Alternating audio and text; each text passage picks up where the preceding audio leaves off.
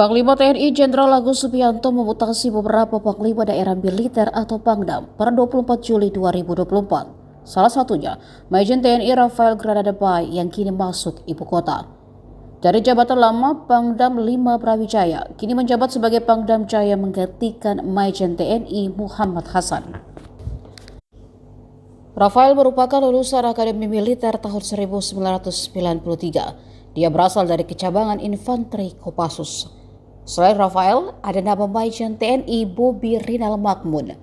Lulusan Akmil 1992 ini menjabat sebagai Pangdam 14 Hasanuddin sejak Desember 2023. Pada catatan karirnya, Bobi pernah menjadi Pangdiviv 1 Kostrat pada tahun 2022 hingga 2023. Kemudian, ia juga sempat menjabat sebagai Danse Capat sebelum ditunjuk menjadi Pangdam Hasanuddin.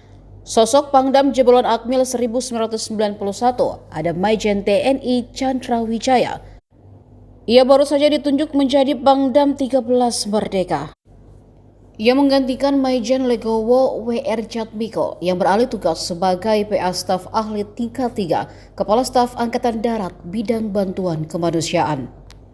Chandra diketahui sebagai jebolan Akmil 1991. Sebelum penunjukannya sebagai Pangdam Merdeka, ia lebih dulu menjabat sebagai Danpus Senar Hanut sejak Desember 2023.